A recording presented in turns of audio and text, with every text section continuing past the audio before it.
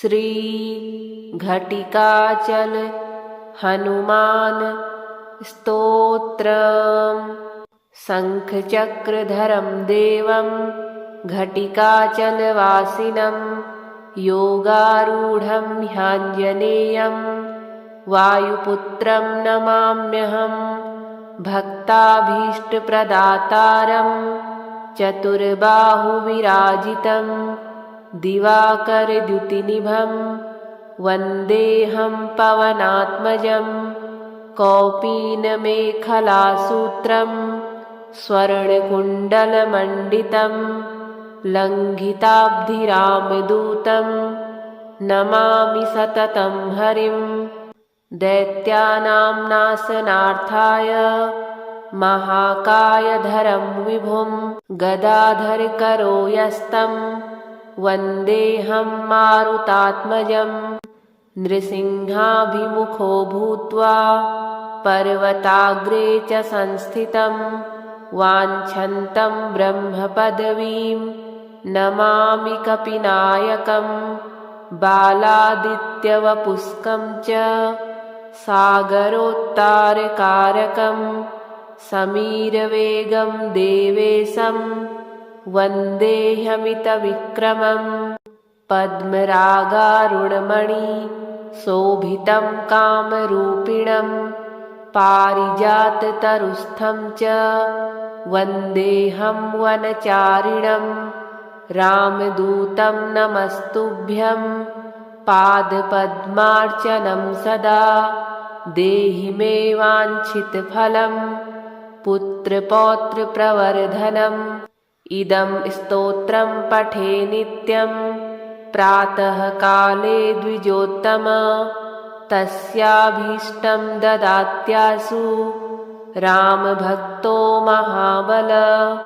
शङ्खचक्रधरं देवं घटिकाचलवासिनं योगारूढं ह्याञ्जनेयं वायुपुत्रं नमाम्यहं। भक्ताभीष्टप्रदातारं चतुर्बाहुविराजितं दिवाकरद्युतिनिभं वन्देऽहं पवनात्मजं। कौपीनमेखलासूत्रं स्वर्णकुण्डलमण्डितं लङ्घिताब्धिरामदूतं नमामि सततं हरिं। दैत्यानां नाशनार्थाय महाकायधरं विभुं गदाधरकरो यस्तं वन्देऽहं मारुतात्मजं। नृसिंहाभिमुखो भूत्वा पर्वताग्रे च संस्थितं वाञ्छन्तं ब्रह्मपदवीं नमामि कपिनायकं। बालादित्यवपुष्कं च सागरोत्तारकारकं समीरवेगं देवेशं वन्देऽहमितविक्रमं। पद्मरागारुणमणि शोभितं कामरूपिणं पारिजाततरुस्थं च वन्देऽहं वनचारिणं।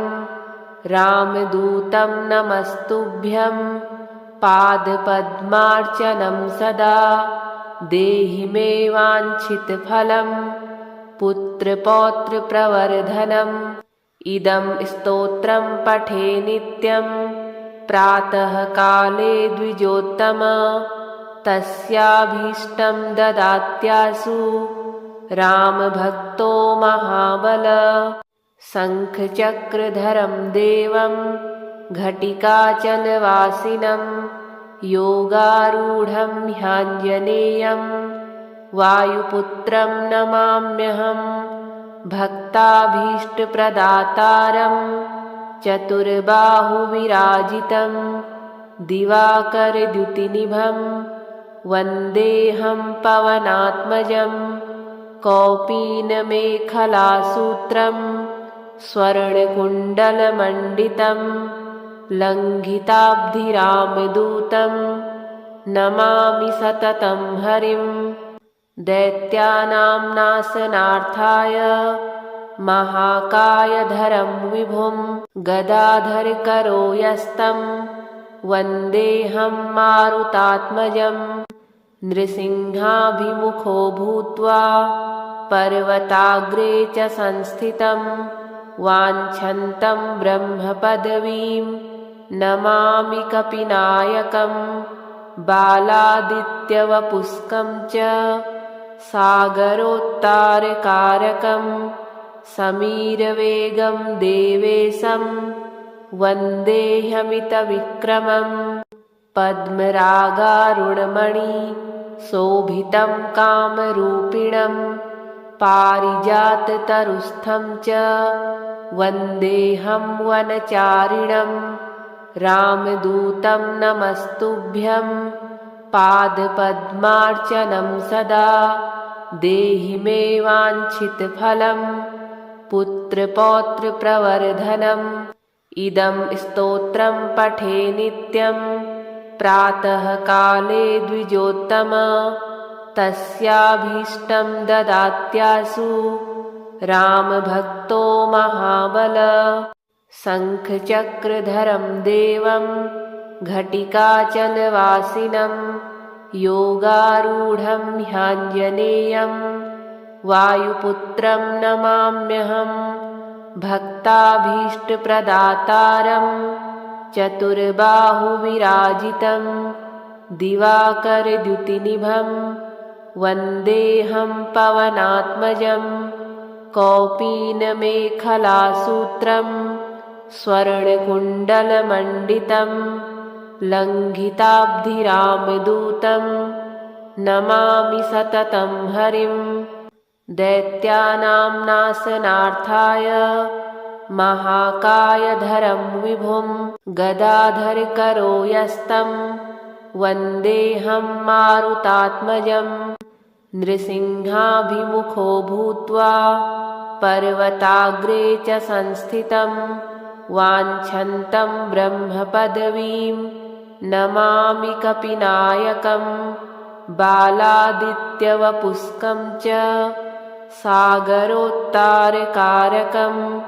समीरवेगं देवेशं वन्देऽहमितविक्रमं पद्मरागारुणमणि शोभितं कामरूपिणं पारिजाततरुस्थं च वन्देऽहं वनचारिणं रामदूतं नमस्तुभ्यं पादपद्मार्चनं सदा देहि मे वाञ्छितफलं पुत्रपौत्रप्रवर्धनम् इदं स्तोत्रं पठे नित्यं प्रातःकाले द्विजोत्तम तस्याभीष्टं ददात्यासु रामभक्तो महाबल शङ्खचक्रधरं देवं घटिकाचलवासिनं योगारूढं ह्याञ्जनेयं वायुपुत्रं नमाम्यहं भक्ताभीष्टप्रदातारं चतुर्बाहुविराजितं दिवाकरद्युतिनिभं वन्देऽहं पवनात्मजं कौपीनमेखलासूत्रं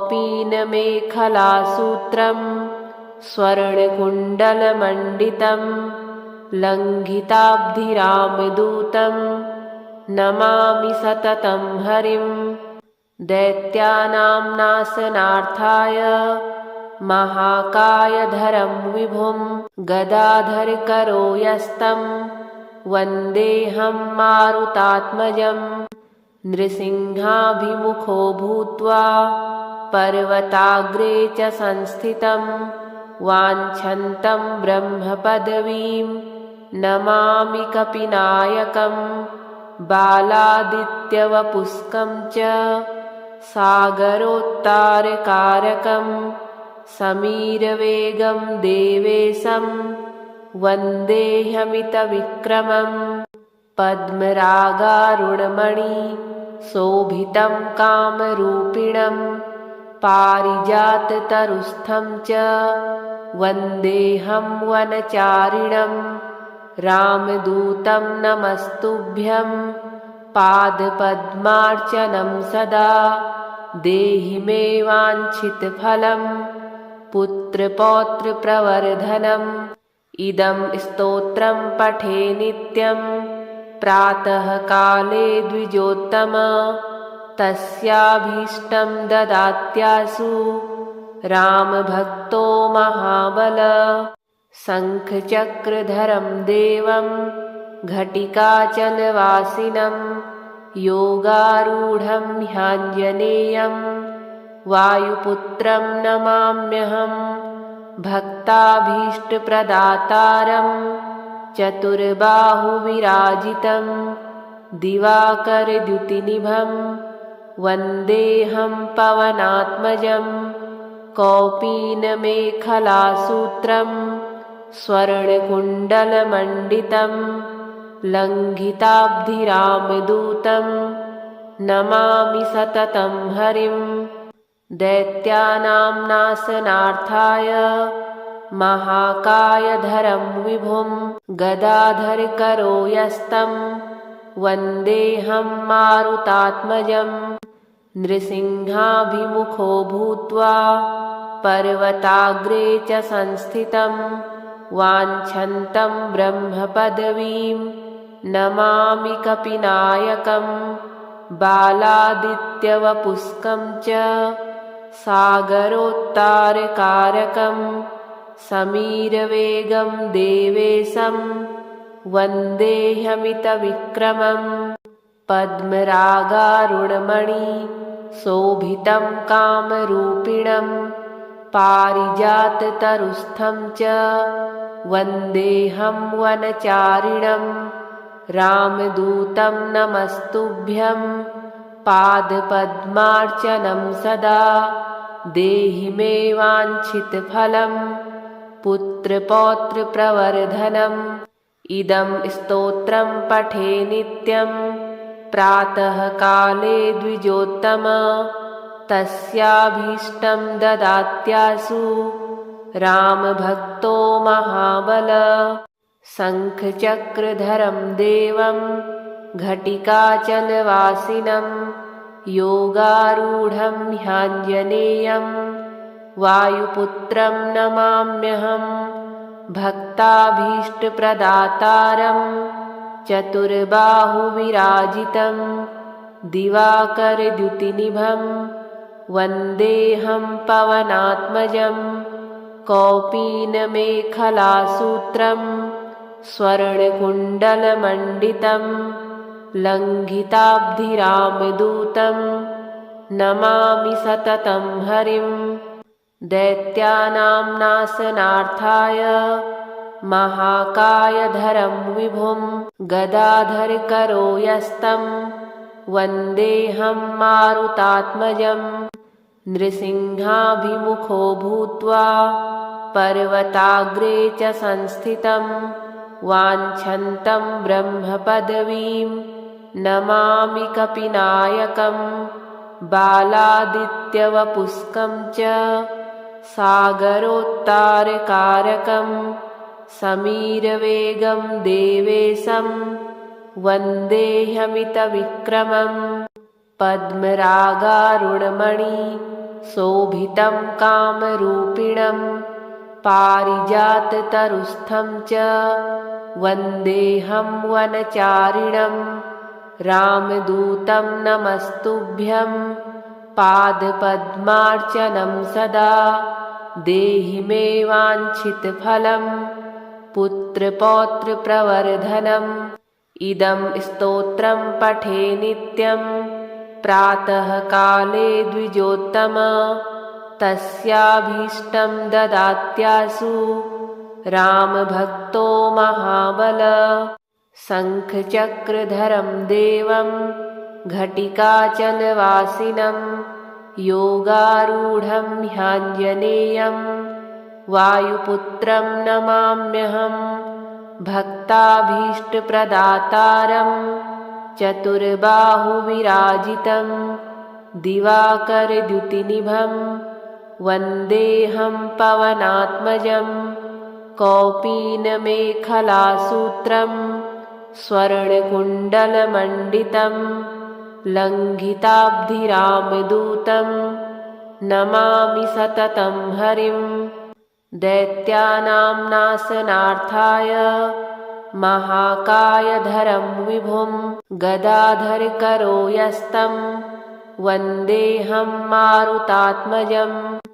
नृसिंहाभिमुखो भूत्वा पर्वताग्रे च संस्थितं वाञ्छन्तं ब्रह्मपदवीं नमामि कपिनायकं। बालादित्यवपुष्कं च सागरोत्तारकारकं समीरवेगं देवेशं वन्देऽहमितविक्रमं। पद्मरागारुणमणि शोभितं कामरूपिणं पारिजाततरुस्थं च वन्देऽहं वनचारिणं।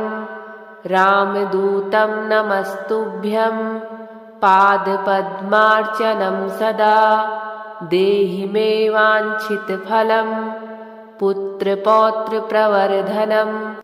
इदं स्तोत्रं पठे नित्यं प्रातःकाले द्विजोत्तम तस्याभीष्टं ददात्याशु रामभक्तो महाबल। शङ्खचक्रधरं देवं घटिकाचलवासिनं योगारूढं ह्याञ्जनेयं वायुपुत्रं नमाम्यहं। भक्ताभीष्टप्रदातारं चतुर्बाहुविराजितं दिवाकरद्युतिनिभं वन्देऽहं पवनात्मजं। कौपीनमेखलासूत्रं स्वर्णकुण्डलमण्डितं लङ्घिताब्धिरामदूतं नमामि सततं हरिं। दैत्यानां नाशनार्थाय महाकायधरं विभुं गदाधरकरो यस्तं वन्देऽहं मारुतात्मजं। नृसिंहाभिमुखो भूत्वा पर्वताग्रे च संस्थितं वाञ्छन्तं ब्रह्मपदवीं नमामि कपिनायकं। बालादित्यवपुष्कं च सागरोत्तारकारकं समीरवेगं देवेशं वन्देऽहमितविक्रमं। पद्मरागारुणमणि शोभितं कामरूपिणं पारिजाततरुस्थं च वन्देऽहं वनचारिणं। रामदूतं नमस्तुभ्यं पादपद्मार्चनं सदा देहि मे वाञ्छितफलं पुत्रपौत्रप्रवर्धनम्। इदं स्तोत्रं पठे नित्यं प्रातःकाले द्विजोत्तम तस्याभीष्टं ददात्याशु रामभक्तो महाबल। शङ्खचक्रधरं देवं घटिकाचलवासिनं योगारूढं ह्याञ्जनेयं वायुपुत्रं नमाम्यहं। भक्ताभीष्टप्रदातारं चतुर्बाहुविराजितं दिवाकरद्युतिनिभं वन्देऽहं पवनात्मजं। कौपीनमेखलासूत्रं स्वर्णकुण्डलमण्डितं लङ्घिताब्धिरामदूतं नमामि सततं हरिं। दैत्यानां नाशनार्थाय महाकायधरं विभुं गदाधरकरो यस्तं वन्देऽहं मारुतात्मजं। नृसिंहाभिमुखो भूत्वा पर्वताग्रे च संस्थितं वाञ्छन्तं ब्रह्मपदवीं नमामि कपिनायकं। बालादित्यवपुष्कं च सागरोत्तारकारकं समीरवेगं देवेशं वन्देऽहमितविक्रमं। पद्मरागारुणमणि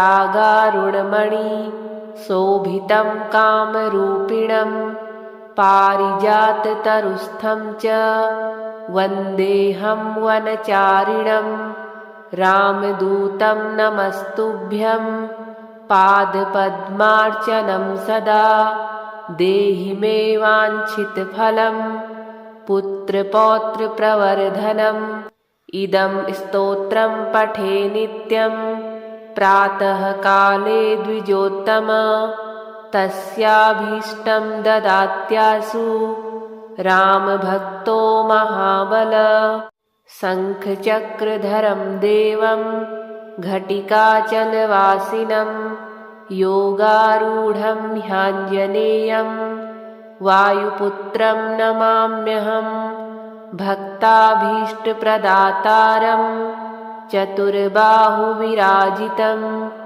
दिवाकरद्युतिनिभं वन्देऽहं पवनात्मजं कौपीनमेखलासूत्रं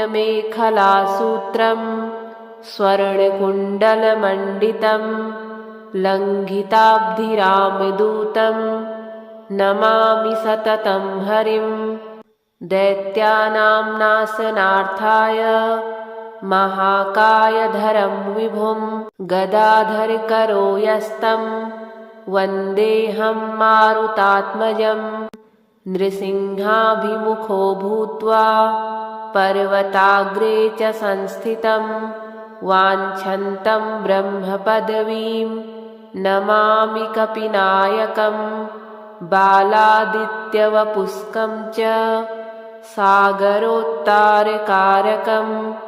समीरवेगं देवेशं वन्देऽहमितविक्रमं पद्मरागारुणमणि शोभितं कामरूपिणं पारिजाततरुस्थं च वन्देऽहं वनचारिणं रामदूतं नमस्तुभ्यं पादपद्मार्चनं सदा देहि मे वाञ्छितफलं पुत्रपौत्रप्रवर्धनम् इदं स्तोत्रं पठे नित्यं प्रातःकाले द्विजोत्तम तस्याभीष्टं ददात्यासु रामभक्तो महाबल शङ्खचक्रधरं देवं घटिकाचलवासिनं योगारूढं ह्याञ्जनेयं वायुपुत्रं नमाम्यहं भक्ताभीष्टप्रदातारं चतुर्बाहुविराजितं दिवाकरद्युतिनिभं वन्देऽहं पवनात्मजं कौपीनमेखलासूत्रं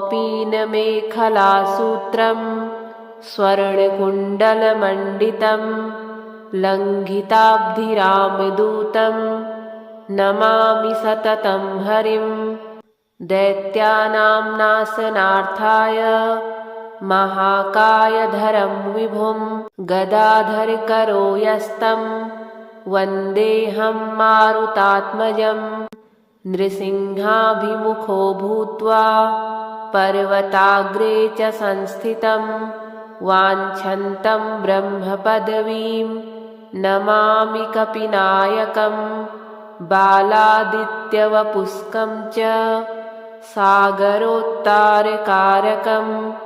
समीरवेगं देवेशं वन्देऽहमितविक्रमं पद्मरागारुणमणि शोभितं कामरूपिणं पारिजाततरुस्थं च वन्देऽहं वनचारिणं रामदूतं नमस्तुभ्यं पादपद्मार्चनं सदा देहि मे वाञ्छितफलं पुत्रपौत्रप्रवर्धनम् इदं स्तोत्रं पठे नित्यं प्रातःकाले द्विजोत्तम तस्याभीष्टं ददात्यासु रामभक्तो महाबल शङ्खचक्रधरं देवं घटिकाचलवासिनं योगारूढं ह्याञ्जनेयं वायुपुत्रं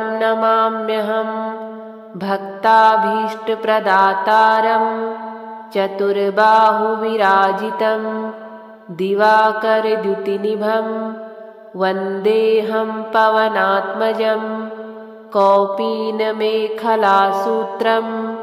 स्वर्णकुण्डलमण्डितं लङ्घिताब्धिरामदूतं नमामि सततं हरिं दैत्यानां नाशनार्थाय महाकायधरं विभुं गदाधरकरो यस्तं वन्देऽहं मारुतात्मजं नृसिंहाभिमुखो भूत्वा पर्वताग्रे च संस्थितं वाञ्छन्तं ब्रह्मपदवीं नमामि कपिनायकं बालादित्यवपुष्कं च सागरोत्तारकारकं समीरवेगं देवेशं वन्देऽहमितविक्रमं पद्मरागारुणमणि शोभितं कामरूपिणं पारिजाततरुस्थं च वन्देऽहं वनचारिणं रामदूतं नमस्तुभ्यं पादपद्मार्चनं सदा देहि मे वाञ्छितफलं पुत्रपौत्रप्रवर्धनम् इदं स्तोत्रं पठे नित्यं प्रातःकाले द्विजोत्तम तस्याभीष्टं ददात्याशु रामभक्तो महाबल शङ्खचक्रधरं देवं घटिकाचलवासिनं योगारूढं ह्याञ्जनेयं वायुपुत्रं नमाम्यहं भक्ताभीष्टप्रदातारं चतुर्बाहुविराजितं दिवाकरद्युतिनिभं वन्देऽहं पवनात्मजं कौपीनमेखलासूत्रं स्वर्णकुण्डलमण्डितं लङ्घिताब्धिरामदूतं नमामि सततं हरिं दैत्यानां नाशनार्थाय महाकायधरं विभुं गदाधरकरो यस्तं वन्देऽहं मारुतात्मजं नृसिंहाभिमुखो भूत्वा पर्वताग्रे च संस्थितं वाञ्छन्तं ब्रह्मपदवीं नमामि कपिनायकं बालादित्यवपुष्कं च सागरोत्तारकारकं समीरवेगं देवेशं वन्देऽहमितविक्रमं पद्मरागारुणमणि शोभितं कामरूपिणं पारिजाततरुस्थं च वन्देऽहं वनचारिणं रामदूतं नमस्तुभ्यं पादपद्मार्चनं सदा देहि मे वाञ्छितफलं पुत्रपौत्रप्रवर्धनम् इदं स्तोत्रं पठे नित्यं प्रातःकाले द्विजोत्तम तस्याभीष्टं ददात्याशु रामभक्तो महाबल शङ्खचक्रधरं देवं घटिकाचलवासिनं योगारूढं ह्याञ्जनेयं वायुपुत्रं नमाम्यहं भक्ताभीष्टप्रदातारं चतुर्बाहुविराजितं दिवाकरद्युतिनिभं वन्देऽहं पवनात्मजं कौपीनमेखलासूत्रं स्वर्णकुण्डलमण्डितं लङ्घिताब्धिरामदूतं नमामि सततं हरिं दैत्यानां नाशनार्थाय महाकायधरं विभुं गदाधरकरो यस्तं वन्देऽहं मारुतात्मजं नृसिंहाभिमुखो भूत्वा पर्वताग्रे च संस्थितं वाञ्छन्तं ब्रह्मपदवीं नमामि कपिनायकं बालादित्यवपुष्कं च सागरोत्तारकारकं समीरवेगं देवेशं वन्देऽहमितविक्रमं पद्मरागारुणमणि शोभितं कामरूपिणं पारिजाततरुस्थं च वन्देऽहं वनचारिणं रामदूतं नमस्तुभ्यं पादपद्मार्चनं सदा देहि मे वाञ्छितफलं पुत्रपौत्रप्रवर्धनम् इदं स्तोत्रं पठे नित्यं प्रातःकाले द्विजोत्तम तस्याभीष्टं ददात्यासु रामभक्तो महाबल शङ्खचक्रधरं देवं घटिकाचलवासिनं योगारूढं ह्याञ्जनेयं वायुपुत्रं नमाम्यहं भक्ताभीष्टप्रदातारं चतुर्बाहुविराजितं दिवाकरद्युतिनिभं वन्देऽहं पवनात्मजं कौपीनमेखलासूत्रं स्वर्णकुण्डलमण्डितं लङ्घिताब्धिरामदूतं नमामि सततं हरिं दैत्यानां नाशनार्थाय महाकायधरं विभुं गदाधरकरो यस्तं वन्देऽहं मारुतात्मजं नृसिंहाभिमुखो भूत्वा पर्वताग्रे च संस्थितं वाञ्छन्तं ब्रह्मपदवीं नमामि कपिनायकं बालादित्यवपुष्कं च सागरोत्तारकारकं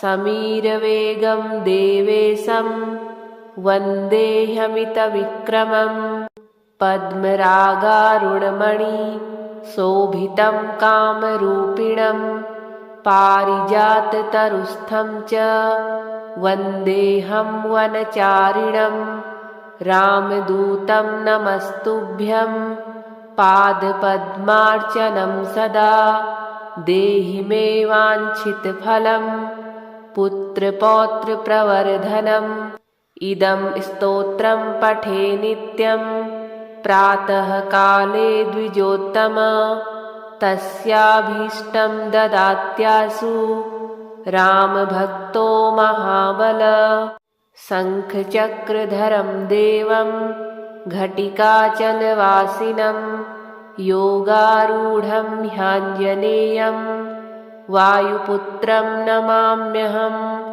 भक्ताभीष्टप्रदातारं चतुर्बाहुविराजितं दिवाकरद्युतिनिभं वन्देऽहं पवनात्मजं कौपीनमेखलासूत्रं स्वर्णकुण्डलमण्डितं लङ्घिताब्धिरामदूतं नमामि सततं हरिं दैत्यानां नाशनार्थाय महाकायधरं विभुं गदाधरकरो यस्तं वन्देऽहं मारुतात्मजं नृसिंहाभिमुखो भूत्वा पर्वताग्रे च संस्थितं वाञ्छन्तं ब्रह्मपदवीं नमामि कपिनायकं बालादित्यवपुष्कं च सागरोत्तारकारकं समीरवेगं देवेशं वन्देऽहमितविक्रमं पद्मरागारुणमणि शोभितं कामरूपिणं पारिजाततरुस्थं च वन्देऽहं वनचारिणं रामदूतं नमस्तुभ्यं पादपद्मार्चनं सदा देहि मे वाञ्छितफलं पुत्रपौत्रप्रवर्धनम् इदं स्तोत्रं पठे नित्यं प्रातःकाले द्विजोत्तम तस्याभीष्टं ददात्यासु रामभक्तो महाबल शङ्खचक्रधरं देवं घटिकाचलवासिनं योगारूढं ह्याञ्जनेयं वायुपुत्रं नमाम्यहं भक्ताभीष्टप्रदातारं चतुर्बाहुविराजितं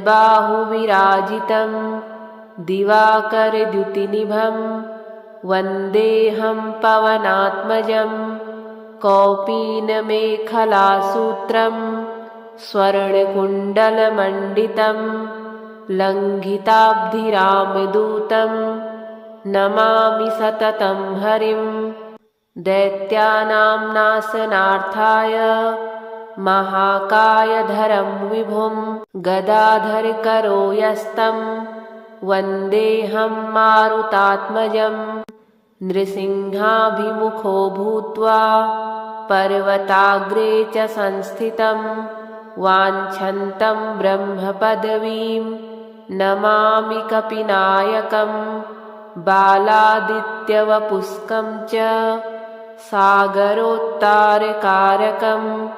समीरवेगं देवेशं वन्देऽहमितविक्रमं पद्मरागारुणमणि शोभितं कामरूपिणं पारिजाततरुस्थं च वन्देऽहं वनचारिणं रामदूतं नमस्तुभ्यं पादपद्मार्चनं सदा देहि मे वाञ्छितफलं पुत्रपौत्रप्रवर्धनम् इदं स्तोत्रं पठे नित्यं प्रातःकाले द्विजोत्तम तस्याभीष्टं ददात्यासु रामभक्तो महाबल शङ्खचक्रधरं देवं घटिकाचलवासिनं योगारूढं ह्याञ्जनेयं वायुपुत्रं नमाम्यहं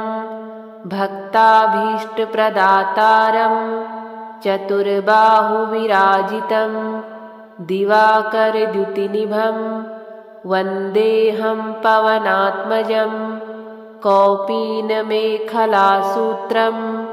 स्वर्णकुण्डलमण्डितं लङ्घिताब्धिरामदूतं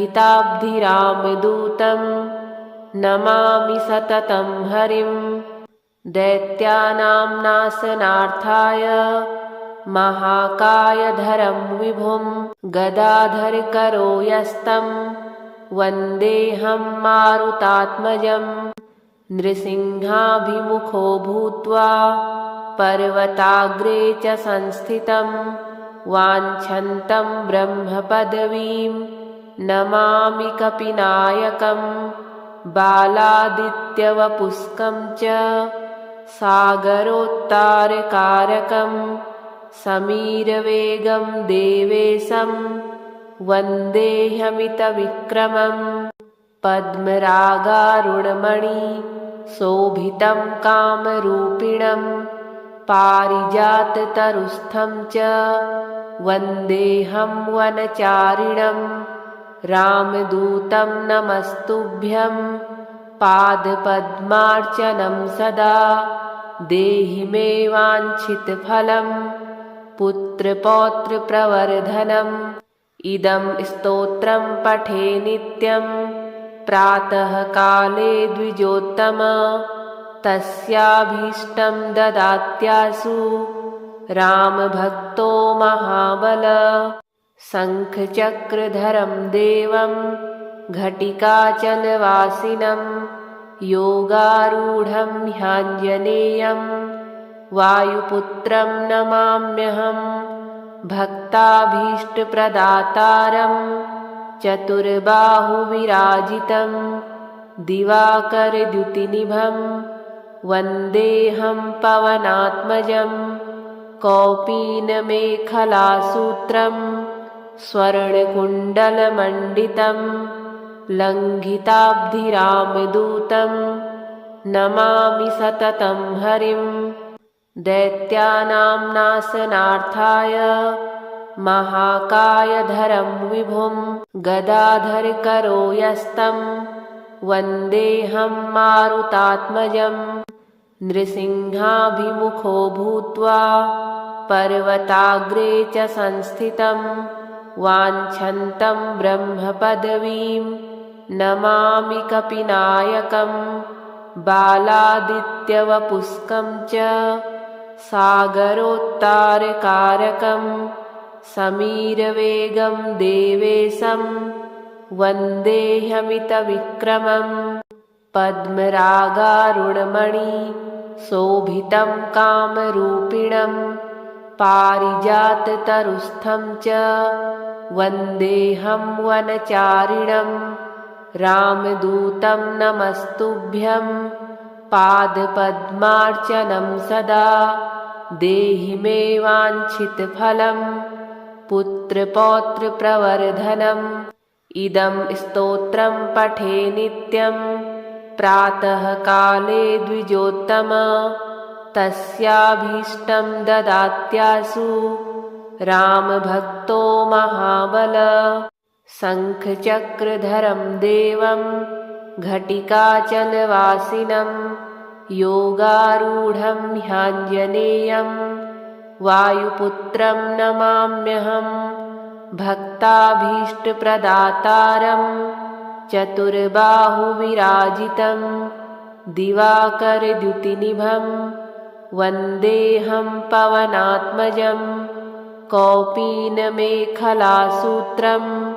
स्वर्णकुण्डलमण्डितं लङ्घिताब्धिरामदूतं नमामि सततं हरिं दैत्यानां नाशनार्थाय महाकायधरं विभुं गदाधरकरो यस्तं वन्देऽहं मारुतात्मजं नृसिंहाभिमुखो भूत्वा पर्वताग्रे च संस्थितं वाञ्छन्तं ब्रह्मपदवीं नमामि कपिनायकं बालादित्यवपुष्कं च सागरोत्तारकारकं